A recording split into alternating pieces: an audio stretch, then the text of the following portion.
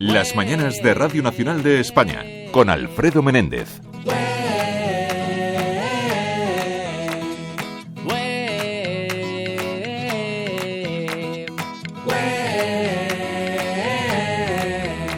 Los lunes buscamos soluciones, hoy casi monográfica gran parte de este programa porque seguimos hablando de la muerte. ¿Es posible vivirla con naturalidad? La muerte es el único hecho que toda persona vivirá alguna vez en su vida con seguridad. Y sin embargo no sabemos vivirla con esa naturalidad que les decíamos. Al cabo del año, la muerte y los muertos tienen un día oficial de reconocimiento, aunque están presentes a diario en nuestras vidas.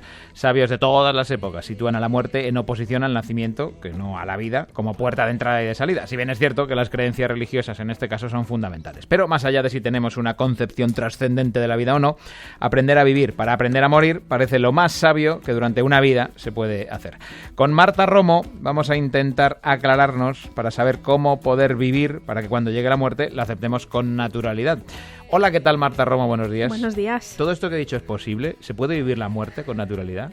Claro que se puede. De hecho, forma parte de la vida y en otras culturas no son tan tremendistas como la nuestra con el tema de la muerte. Y claro que se puede aprender. También tiene que ver con cómo nos han enseñado a nosotros y nos han hecho entender la muerte como un tema tabú, algo a lo que hay que tener miedo, algo que es natural. Depende, esto nos va a condicionar mucho también en un futuro a enfrentarnos a ella. No sé si desde la infancia quizá el sentimiento primero es el de miedo.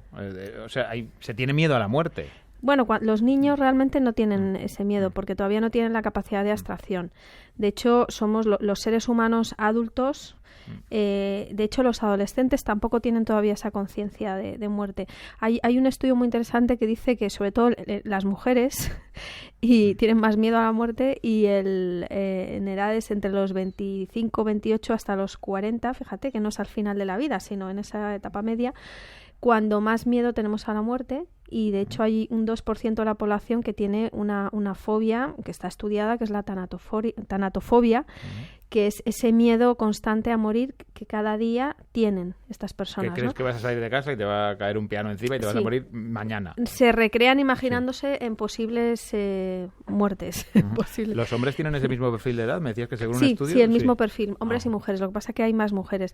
Y esto es muy curioso porque tiene que ver con cómo nuestro cerebro va evolucionando con la edad. Y claro, los niños, decíamos antes, incluso los adolescentes, no tienen esa conciencia de muerte, o de qué es la muerte, o de asustarse ante la muerte. Sí que viven la tristeza de la pérdida de un ser querido, pero no el miedo a la propia muerte. O del miedo de perder a los padres. O del miedo a perder a los padres, eso sí, pero no la autoconciencia de la propia muerte, ¿no?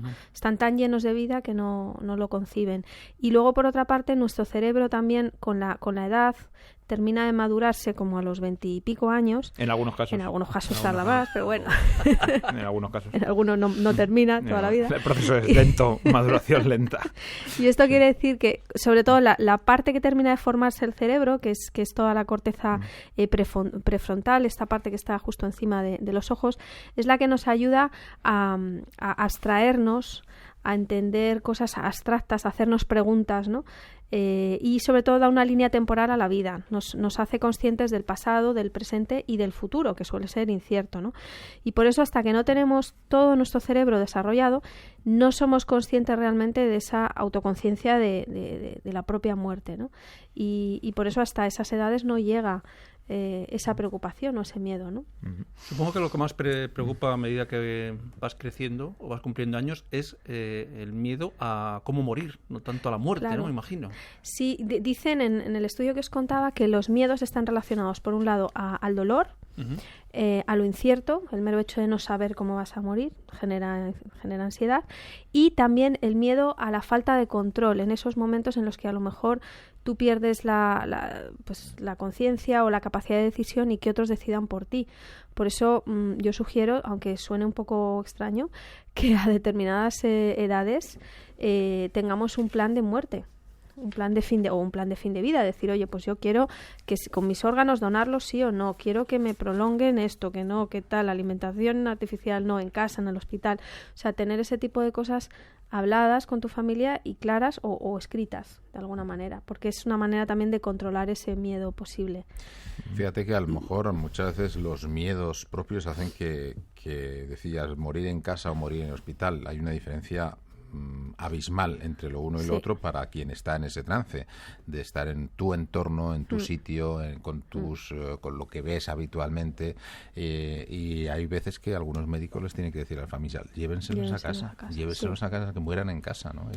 Y seguramente es por prevención propia, ¿no? Por miedo de los familiares, decir, oh, Dios mío, la muerte, ¿no? Claro, eso es más por miedo de los familiares que estén controlados en el hospital que pensar en el que está en ese momento enfrentándose entre la vida y la muerte, ¿no? Sin embargo, hay una cosa muy curiosa que me ha llamado mucho la atención preparando este tema.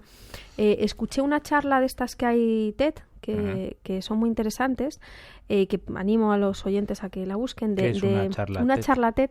Son charlas que hay muy cortitas, de máximo 20 minutos. Máximo, sí, y lo que hacen es, personas que han tenido una experiencia importante y que tienen un conocimiento también relevante, pues lo comparten de una manera además muy cercana, muy divulgativa, muy sencilla, ¿no? Entonces es muy, muy interesante. Entonces, hay una charla en concreto de Rick Elias, que es un superviviente de uno de los este vuelo que aterrizó en el río Hudson en Nueva York, que estuvieron a punto de morir.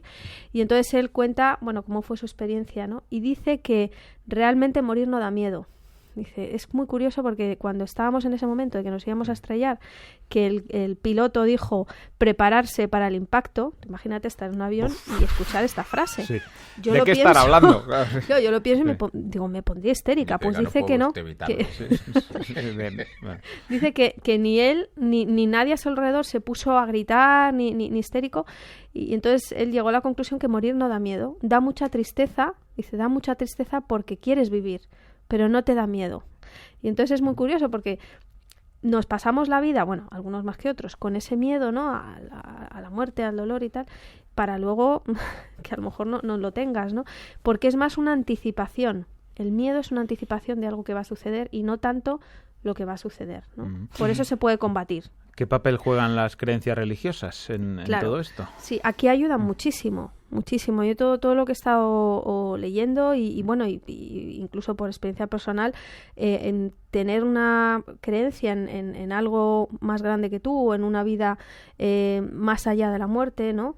Es decir, que la muerte no es una puerta que se abre hacia el vacío, sino que es una puerta que se abre hacia otra vida, por ejemplo, pues ayuda mucho también a disipar este miedo o esta ansiedad, ¿no? Porque de alguna manera le da sentido a la muerte, ¿no? Entonces ayuda muchísimo. Y por otra parte, tenemos mecanismos en nuestro cerebro que nos ayudan a pensar en ese tipo de cosas. Nuestro cerebro es narrativo.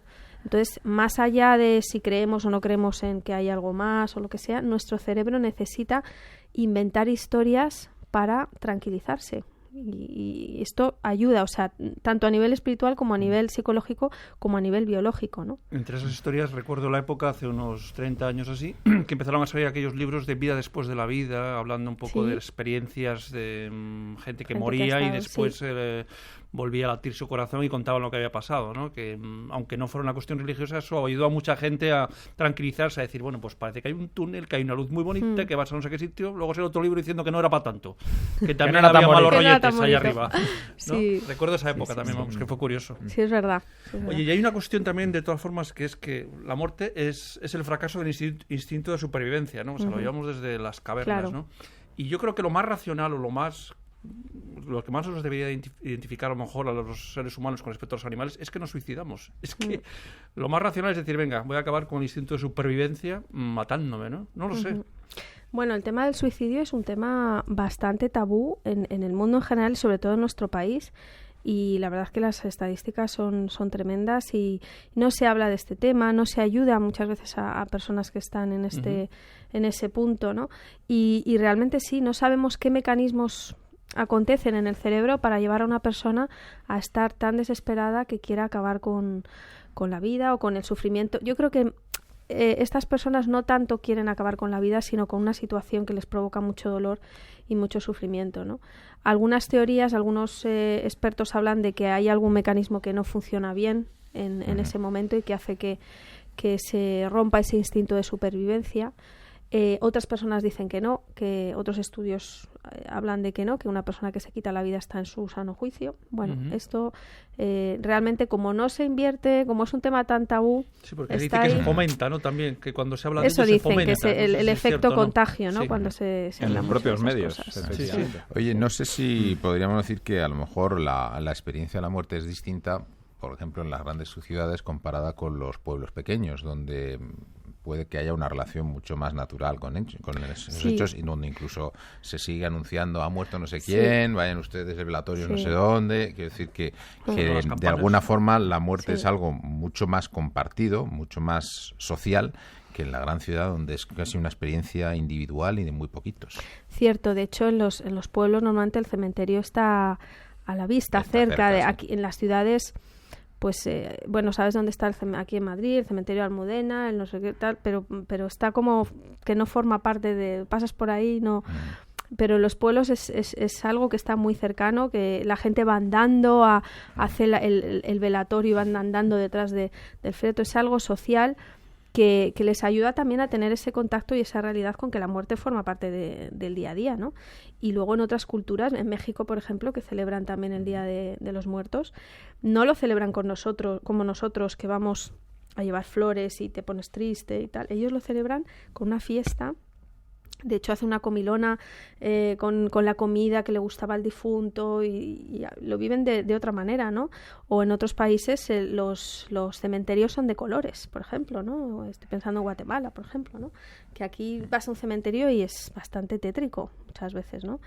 Entonces, bueno, sí que hay en nuestra cultura una vinculación con la muerte como algo oscuro, negro, el tema del luto, todo esto. Tabú, desagradable, que hace que nos enfrentemos a ella con muchas dificultades. Vamos con la parte práctica. ¿Cómo podemos vivir para que morir no sea un drama? Sí. Bueno, lo primero, entendiendo que todo cambia en un instante. O sea, ahora mismo, la muerte forma parte de la vida. Este puede ser el último minuto que vivamos los que estamos aquí. Me aguanta hasta mediodía, muchacha, que nos quedan 5 minutos dejamos de colgados programa. a todo el mundo. Se han muerto. En la radio 5 minutos antes. Bueno, pero en cada instante te puede cambiar. Si no, díganselo a estos que iban en el avión que de repente, zas, ¿no? Entonces, vivir el presente. Esto que muchas veces decimos, aquí y ahora, aquí y ahora. Porque ese miedo a la muerte viene siempre porque nos vamos a anticipar al futuro y entonces nos entra ansiedad y tal.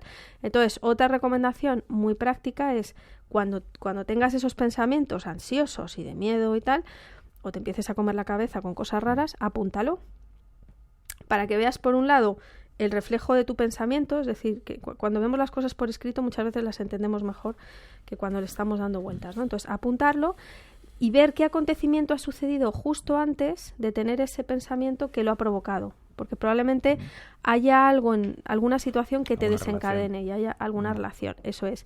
Entonces, apuntarlo. Y de la misma manera, limitar, por ejemplo, decir, oye, si yo soy una persona que tiendo a estar preocupada, que tiendo a estar agobiada, tal, intentar limitar los momentos de preocupación al día. Vale, solo me puede agobiar 20 minutos. Eso es. Y ya me parece mucho, ¿eh? 20 minutos cada 2 días. Pues yo sé, 5 minutos al día de preocupación o de queja o y te pones ahí delante del espejo o lo escribes o se lo cuentas con quien vivas, aunque sea tu perro, tu gato, se lo cuentas, lo sacas y ya está. Tiempo agotado. Vale. Más cosas. Cuidado con, muchas veces el ego nos juega muy malas pasadas y perdemos mucho tiempo en cosas poco importantes con personas muy importantes. Por ejemplo, perdemos mucho tiempo discutiendo sobre cosas intrascendentes con personas que son muy trascendentes para nosotros, ¿no? Entonces, elegir en el día a día si lo que quieres es tener razón o ser feliz. Porque muchas veces esto nos amarga y genera malos rollos, ¿no? Estoy de acuerdo contigo. Hay gente que solo es feliz teniendo razón. Sí, o sea. pero creyendo que tiene razón. Si no la tiene, la compra. Mira al Congreso de los Diputados.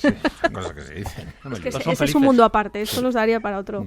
¿Por qué digo esto? Porque muchas veces, y basándome en personas que han tenido esas experiencias cercanas a la muerte, siempre se arrepienten de no haberse reconciliado de no haberle dicho a esta persona tal. Por eso digo, sí, cada día tenemos la conciencia tranquila. De mira, prefiero tú eres importante para mí, esta cosa no es tan importante o este tema te prefiero a ti. Pues vamos a vivir mucho más tranquilos. Háganlo. Háganlo. ¿Y algo más? Bueno, igual que hemos dicho, apuntar y limitar los momentos de preocupación, yo recomiendo tener un diario de gratitud, un librito, un cuadernito pequeño, donde apuntes las cosas por las que estés agradecido. Y todos los días tienes que apuntar algo. Esto es absolutamente terapéutico, pero está demostrado. Qué bueno o sea, café. Pensar, por ejemplo, Qué bueno café. si no encuentras otra cosa en tu día que es mejor que el café, pues bueno, Gracias, ministro. por lo menos, ¿no? Y luego, por último, pues utilizar estadísticas ante los pensamientos. ¿Qué probabilidades tengo de que me pase esto? Que luego las estadísticas para esto Un nos meteorito, ayudan. sí. Claro. Sobre todo esos Típico fantasiosos caso del que se meteorito que te cae en la imaginan. cabeza, Eso. que luego era un dron. Cultivar la vida espiritual ayuda, porque activamos una parte de nuestro cerebro que nos hace sentirnos con más control, más felices, etcétera. Y por último, preguntarte si estás siendo la mejor persona que quieres ser o que puedes ser. Pues voy a hacerte caso. Gracias, Marta Romo. ¿A vosotros? Te Un incluyo placer. en mi libro de agradecimientos del día de hoy. Gracias. Hasta la semana que viene. Hasta la semana Chao, que chao. viene.